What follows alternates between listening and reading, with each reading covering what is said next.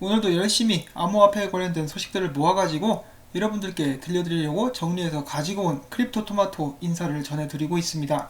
자, 비트코인이 잠깐 동안 떨어졌다가 회복하는 그런 모습을 보여주고 있고, 그동안에 이더리움은 많이 상승하고 있는 그런 상황들이 연출이 되고 있습니다. 그와 동시에 비트코인 도미넌스가 떨어지고 있기 때문에 이더리움을 필두로 알트코인의 시장이 다시 한번 붐을 맞이하게 되는 것은 아닌가, 이 많은 사람들이 기대를 하고 있는 그런 상황인데요. 지금 보시면은 비트코인 도미넌스 차트입니다.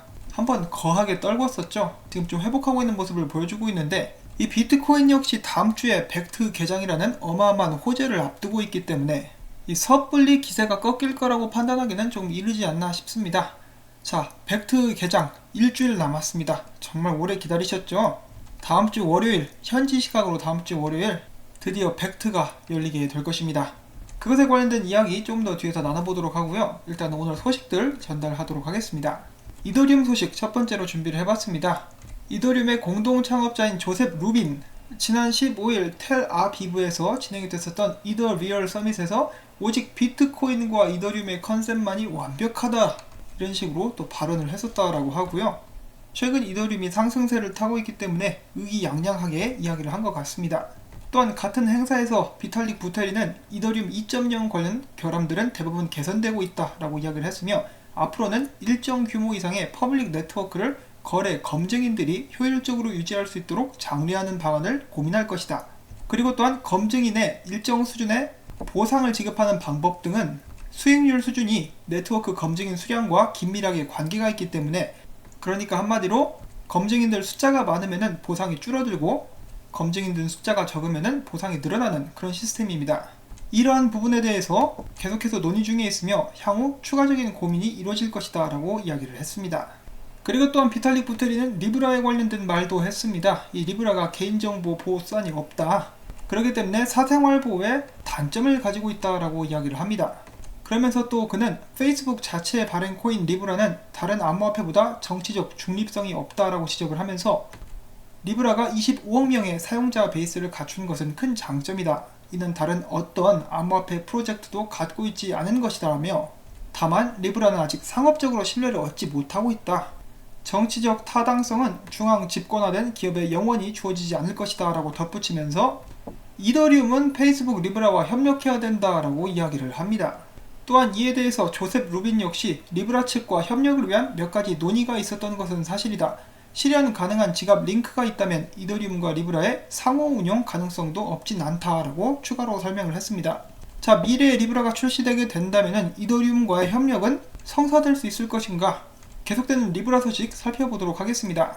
데빗 마커스 페이스북 블록체인 총괄이 이렇게 이야기를 했습니다. 우리가 기획하고 있는 리브라는 최근 각국 중앙은행들이 우려하는, 즉 각국의 통화 주권을 침해한다는 주장과는 맞지 않다. 리브라는 현존하는 화폐를 기반으로 운영되는 더 좋은 결제 시스템이다. 새로운 화폐를 창조한다는 것은 틀린 말이다. 이는 여전히 각국 중앙은행들의 권리다라고, 이건 좀 변명 같은 말을 했습니다. 새로운 화폐를 창조하는 것이 사실이죠. 일단 제가 봤을 때는 그런데, 그러면서도 이제 리브라 측에서는 내년 출시 계획은 변함없다라고 강하게 밀어붙이고 있는 그런 상황입니다. 그럼에도 불구하고 여러분들도 이미 아시겠지만은 미국, 프랑스, 독일 등은 리브라를 굉장히 좋지 않게 생각을 하고 있고 반대적인 입장을 계속해서 고수를 해왔습니다. 지금 현재 이 시각 스위스 바젤에서 미 연방준비제도 이사회, 영국 중앙은행 등 26개의 중앙은행 고위 관계자들이 리브라 측과 회의를 진행 중에 있는데요. 유럽 중앙은행의 집행이사는 리브라가 유럽 관할 내에서 운영되려면 상당히 높은 기준의 승인 절차를 통과해야 될 것이다 라고 미국 재무부와 똑같은 답변을 내놨습니다. 이 사람들이 말하는 상당히 높은 기준, 어느 정도 높은 기준일지는 모르겠지만은, 만약에 미국이나 유럽에서 이 리브라를 받아준다 그러면은 손발 꽉꽉 묶어놓고 거의 영향력을 행사하지 못하게끔 만들어 놓은 후에 사용될 수 있게 되지 않을까 하는 그런 생각을 또 해볼 수가 있겠습니다. 이 상당히 높은 기준, 굉장히 애매하고 까다로워 보입니다. 자, 그 다음에 어제 있었던 일이죠. 바이낸스 선물거래 플랫폼이 공격을 받았었다라는 그런 일이 있었습니다. 어떤 일이 있었냐면요, 한 소규모의 암호화폐 선물 거래소의 마켓메이커가 바이낸스 선물거래 플랫폼에서 시세 조작 공격을 시도했다. 그러나 이 의도적인 공격자의 시세 조작에 피해를 입지는 않았으며 오히려 공격자만 손해를 봤다. 그들의 이러한 공격 시도는 벌써 두 번째고 부끄러운 줄 알아야 된다라고 지적을 합니다. 그러고 있다 조금 후에 짜오짱평은 다음과 같은 이야기를 해주게 되는데요. 이 모든 것은 오해였다. 자사 선물 거래 플랫폼 공격은 고의가 아닌 사고였으며 이제는 전부 다 괜찮아졌다. 이는 바로 거래소 표식기 측의 기술적 오류에서 비롯된 거짓 경고로 판명되었다라고 이야기를 해줍니다. 이 많은 사람들이 아직도 이거 좀 수상하다라고 이야기를 하고 있긴 한데요. 일단 잘 넘어갔다라고 합니다.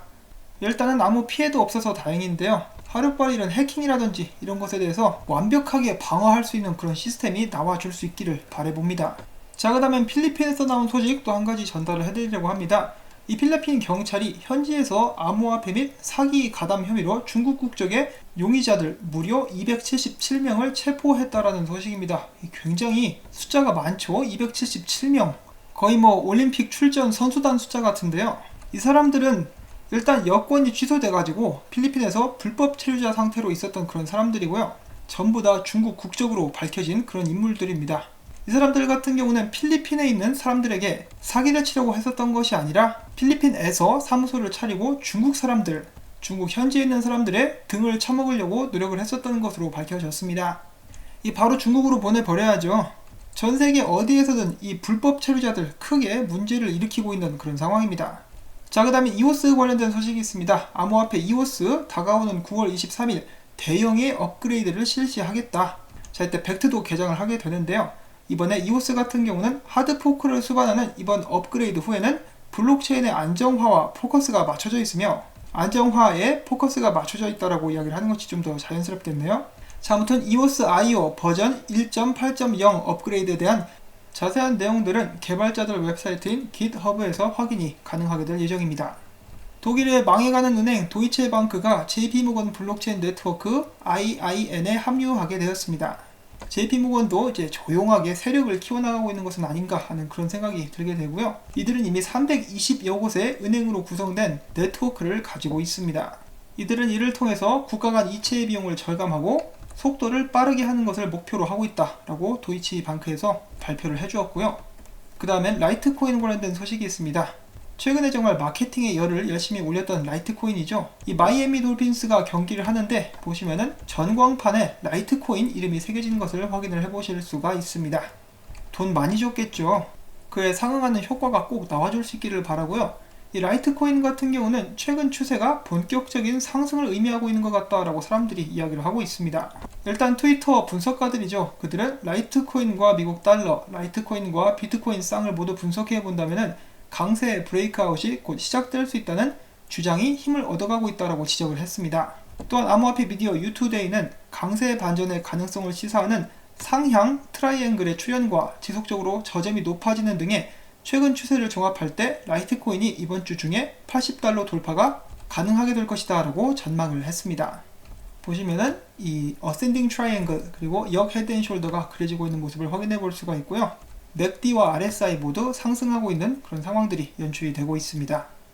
벡트의 비트코인 선물에 모든 사람들이 관심이 가고 있는 이때 비트코인.com 거래소는 비트코인 캐시의 선물 역시 상장시키기 위해서 미국 상품선물거래위원회와 협의를 실시하고 있다는 보도가 나왔습니다. 아직까지 이 상품선물거래위원회가 인정한 알트코인 선물은 나오지 않은 그런 상황이죠. 자, 과연 비트코인 캐시가 첫 번째로 알트코인 선물 상품으로서 추가가 될 수 있을 것인지 저희가 또 기다려 봐야 될 것 같은데요.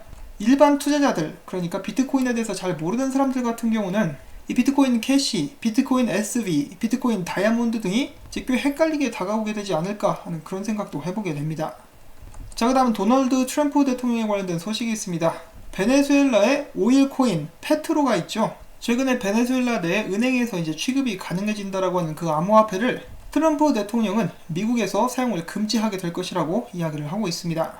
기사에서는 이 법안 1025가 다음 주 월요일이죠. 우연치 않게 또 벡트 개장일이 됐는데 이 법안이 통과되게 될 예정이고 이를 통해서 미국 내에서는 이 페트로 사용이 불법으로 규제가 되게 될 것입니다. 일각에서는 트럼프 대통령의 이 페트로 규제 때문에 비트코인까지 나중에 규제가 될 가능성이 있다라고 이야기를 하고 있는데요. 그러기는 이제 꽤 힘들어 보입니다. 할 거였으면 진작에 했었겠죠. 자, 그 다음 미국 경제학자 사이페틴 아모스가 이렇게 이야기를 합니다. 비트코인은 비효율적인 외환 시장을 대체할 수 있는 유일한 대안이다. 점점 이 경제학자들 중에 비트코인을 좋게 이야기해주고 있는 사람들이 늘어나고 있습니다. 자, 그 다음으로는 포브스가 게시한 벡트 관련된 기사 한번 보도록 하겠습니다. 벡트 출시 임박, 비트코인, 이더리움, 리플, 라이트코인 중요한 한 주. 리플이 아니라 XRP가 되겠죠. 계속해서 읽어보면은 지금 현재 암호화폐 시장에서는 상승 모멘텀의 동력으로 이 비트코인의 상승에 힘을 실어줄 것으로 이제 벡트를 주목을 하고 있다. 그 후로는 벡트에 투자한 기업들에 대한 소개들 나와 있습니다.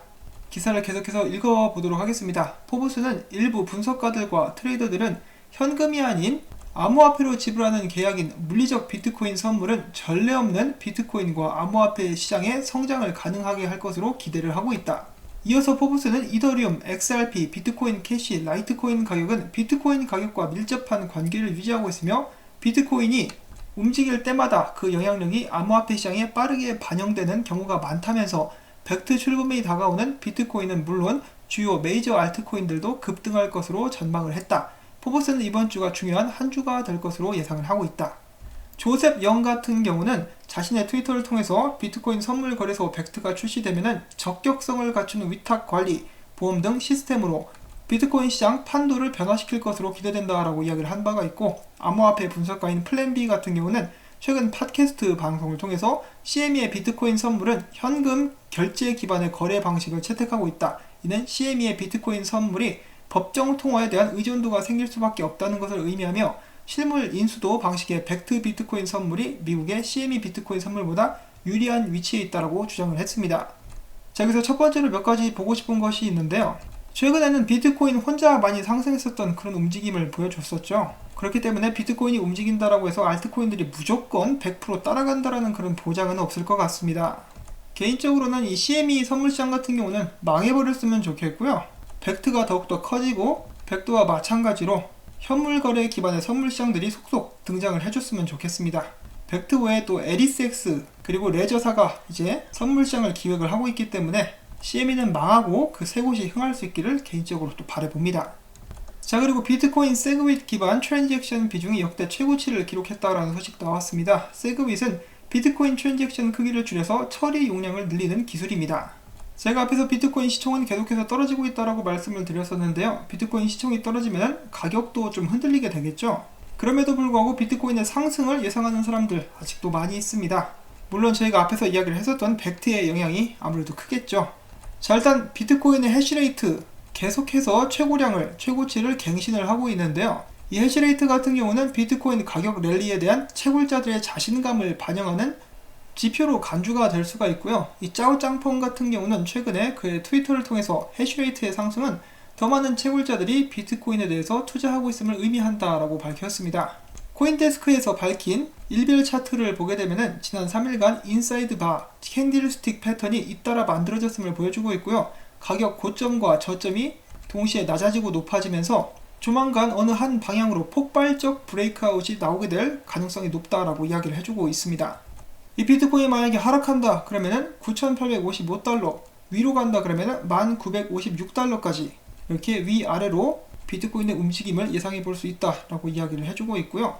코인데스크 같은 경우는 지난번에 하락형 세기 브레이크아웃이 아직 유효하기 때문에 비트코인이 위로 가게 될 가능성이 좀 더 높지 않나라고 생각을 하고 있습니다. 자, 그 반면에 이토로의 수석 분석가죠. 마티 그린스펀 같은 경우는 앞에서 저희가 또 언급을 했었던 비트코인 시총 점유율이 알트코인 마켓이 본격적으로 성장하기 이전의 수준과 맞먹는다. 향후 비트코인이 추가적인 강세를 나타내기는 힘들 것이다 라고 약간 부정적인 시각으로 비트코인의 미래를 점쳤습니다. 자, 여러분, 홀일까요? 짝일까요? 위로 갈까? 아래로 갈까? 동전 한번 던져볼까요? 그런데 지금 당장 아래로 갈 수도 있겠지만은 장기적인 전망으로 봤을 때는 결국 위로 가게 되겠죠. 저는 이 벡트가 개장한다는 것에 대해서 굉장히 상징적인 의미가 있다고 생각을 합니다. 아직 일주일이나 남았기 때문에 계속해서 벡트 이야기가 나오게 될 테지만 지난번 그레이스케일 TV 광고에 의해서 벡트 같은 경우는 다시 한번 비트코인 및 암호화폐 대중화에 크게 기여하게 될 수 있을 것이라고 생각을 해봅니다. 뭐 누구나 다 아는 그런 사실이 될 수도 있겠지만요. 자, 그리고 마지막으로 이 짤 같은 경우도 전에 이제 제가 소식으로 전달해드렸었는데 이 비트코인의 대중화를 위해서 이 축구팀, 얘가 어디였죠? 무슨 아틀리테코 마드리드 만두 뭐 이런 데였었는데 이번에 진짜로 비트코인 로고를 팔뚝에 새기고 유니폼을 입은 채로 경기를 해주고 있습니다. 정말 멋지고 바람직한 현상이라고 볼 수가 있겠죠. 계속해서 비트코인의 대중화 이어지게 될 것이라고 제가 생각을 해볼 수가 있겠고요. 제 영상을 시청하시는 한 분 한 분 모두가 결국에는 엄청나게 크게 성투하실 수 있기를 정말로 바라면서 오늘 영상 마무리를 짓도록 하겠습니다. 이번 영상이 도움이 되셨다 하시는 분들은 구독과 좋아요, 그리고 광고 시청, 처음부터 광고가 마무리될 때까지 바쁘신 분들은 재생을 시켜주시는 것만으로도 제 채널을 유지하는 데 정말 큰 도움이 됩니다. 다시 한번 그 부분 여러분들께 부탁을 드리면서 전 다음에 새로운 소식 또 열심히 모아가지고 들고 오도록 하겠습니다. 점심 식사, 생각하기엔 좀 이른 시간일지 모르겠지만은 맛있는 거 드시기를 바랍니다. 안녕히 계십시오.